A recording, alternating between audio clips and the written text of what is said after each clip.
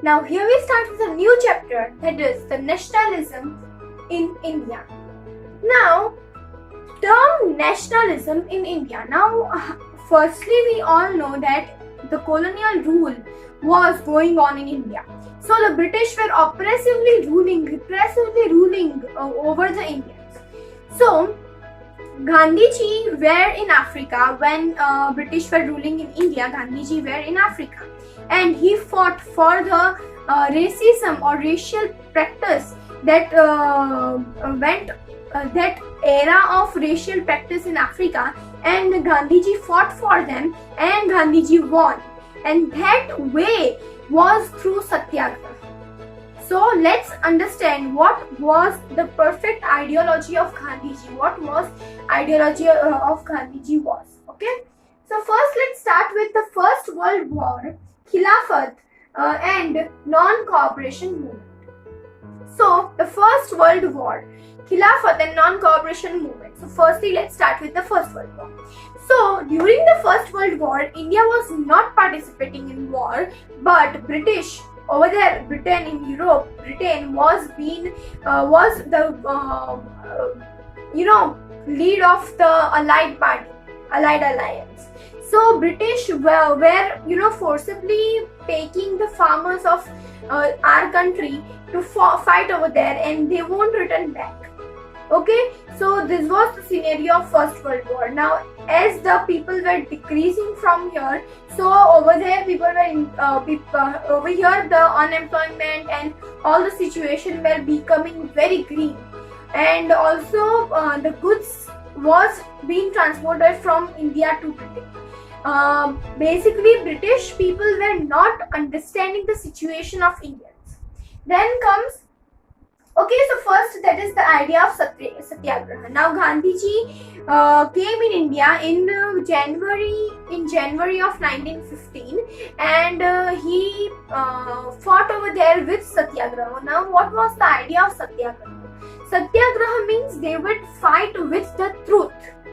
They would fight for the truth. Like if I know that this particular thing is true and they are doing the thing which is not true, so we will fight with that thing. We will not fight with violence. We will fight with our brains.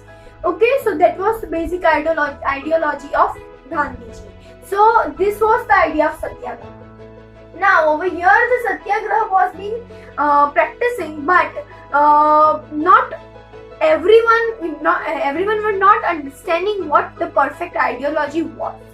So it was necessary for a great amount of people to gather in a particular place and fight against Britishers. So, and to unite India, it was necessary to unite India and Indians and Muslims, Hindus and Muslims. So the Indian Muslims, they were fighting when the First World War ended, and Turkey lost the power. It means lost the war. So Turkey over there were Khalifa, that was the leader of Turkey, and he was a Muslim.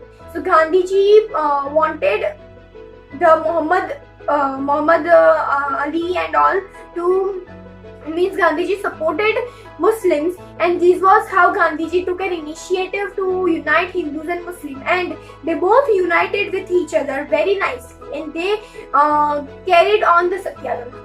And during these times, Gandhiji had three main movements, that was in Kheda district of Gujarat, then in Odisha, and in Assam. Okay, so these three great movements also had affected a lot for and had helped a lot for to Gandhiji. Yeah, so this was a basic Khalif, and the Khilafat movement was arrived, which was against Britishers, which united Hindu and Muslims. Okay, so and non-cooperation. Okay, so now let's move to the Rowlatt Act. Now, during these scenarios, Rowlatt Act was passed. Now, what is Rowlatt Act? Rowlatt Act is a particular act which was passed very hurriedly by the colonial officials.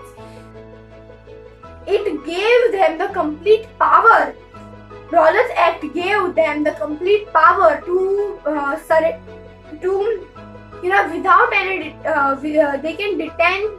The detention was allowed without any trial, so they can directly hang them to death without any trials or without any 2-month or 3-month trials. So that was what basically Rowlatt Act was passed for. Now, everyone was aware about Rowlatt Act, but nobody was aware about the martial law which was passed. Now, what is martial law? Martial law is a law which gave the power to all the British generals to take any action over the mass meetings. Okay, so it was a kind of curfew situation which they wanted to create by passing the martial law. So this martial law was passed and nobody was aware about this martial law. And in Amritsar there is a whole garden which is known as Jallianwala Bagh, and over there only one exit and entry path is there. So over there a lot of people gathered for the Baisakhi fair, and also some people were the governmental or satyagrahis, the activists, satyagrahi activists, and they were collectively collected a meeting over there. So they collected meeting over there. They were very few, and all the innocent people who just came to enjoy the fair were present in a lot more quantity. But General Dyer came and fired them all, and almost everyone died. And this was a very, very, very bad situation, and that news spreaded all over the countryside, and people felt very disappointed, and they were, they had that energy to fight against Britishers and to fight against the repressive laws that they passed. So this was how the non-cooperation movement started. Now Gandhiji used this aggression of people in a very good way. Gandhiji passed the non-cooperation law, non-cooperation act. Now, basic ideology of Gandhiji was that firstly, in non-cooperation act, each and every Indians in the army, in any governmental officials, in any governmental institutions should, detain from their position. Means they should, they should leave their jobs over there, and they should. Combined for as a satyagrahis. Okay, so the non-cooperation act was in such a manner. Then also they want to ban all the materials which were been created, which were being imported from Britain. So basically, Gandhiji did not want to cooperate British for any sort of things. Okay, so this was all about the non-cooperation act of Gandhiji. Now let's study what happened in countryside, what happened in towns, what happened for plantation owners. So the second part starts, and that is different strands within the movement. Now this movement, each and every people took this movement in a very different way. They all thought about their own benefits, and that is the human nature. Like they would understand that movement if they relate to that movement. Okay, so they understood the movement, they related to the movement, and let's see what happens. So first, that is the movement in the towns. Now what happened in the towns? The liquor shops were being picketed. Picketed means they were closed. The use of the branded clothes which were being imported from into the India from Britain were being banned, and everybody were using khadi clothes. Okay, we know that charkha, which made khadi or pure cotton clothes. Okay, in countryside people were not all the army officials, collectors, and each and every person which were engaged in helping British, they refused to help them. And Gandhiji's basic ideology was that Britain is ruling over us or Indians only because we are cooperating. If we would stop cooperating them, then their rule would not last anymore or any longer. Okay, so this was about the Gandhiji's ideology, and this was how the movement in town took place. Now rebellion in countryside. Now this non-cooperation movement had a great rebellion in Chora Chori. Now in Chorachori is a place in Uttarakhand, and over there, because of this rebellion, people also oppressed them, and they fought together. And this was how the rebellion took place into the non-cooperation movement took place in Great Strata. Okay, then let's see the Swaraj in plantations. Plantation workers wanted Swaraj. Swaraj means independence. Okay, now they were oppressed, and they had to pay taxes, and they won't get any material which they produced. So they were in a very fatal situation, and they really wanted independence, and this movement was taken by them for independence.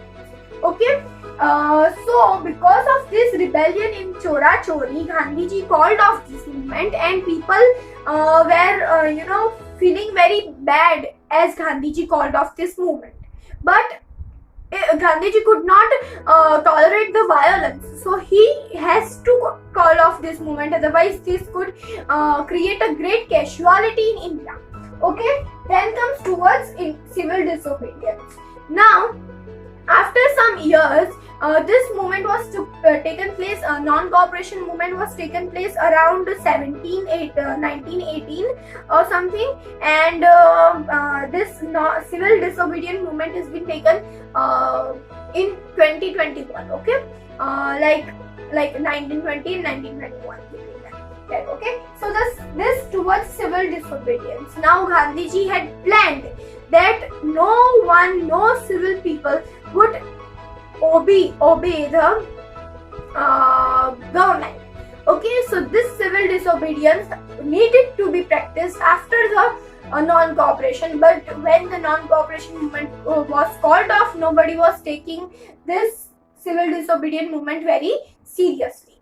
So firstly, there was a law which was on salt, like they would take tax even for using salt.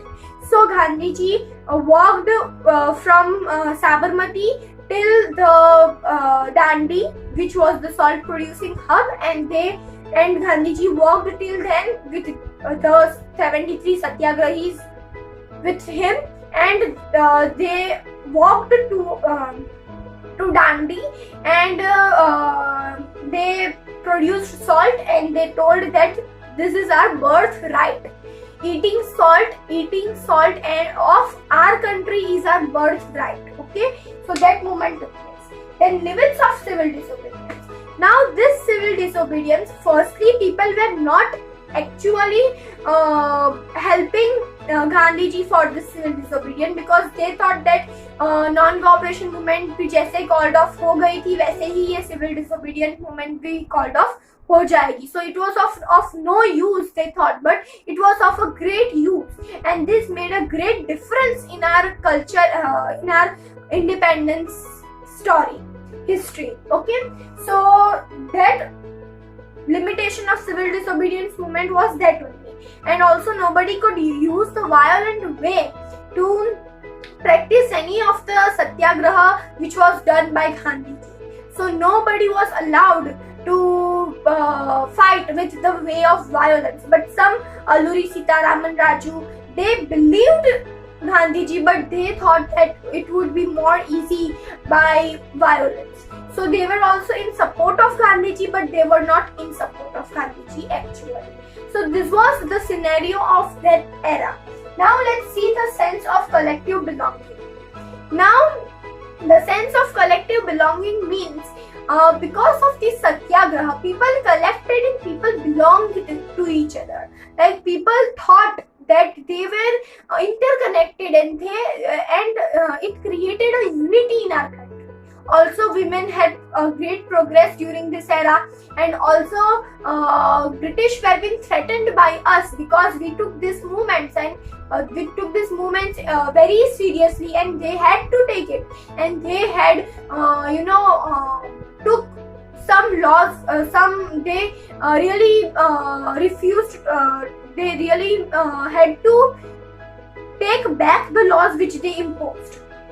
So this was the basic implication, or this was the basic objective, and that was fulfilled through the civil disobedience and non-cooperation movement, and that's how further, after many struggles, we got independence. So yeah, this was all about the nationalism of India. I hope you like this video. Please give it a big fat thumbs up. Also comment down if there are any suggestions. Share this video as much as possible. Subscribe to my channel and hit the bell icon so that you can get my latest videos. Thank you.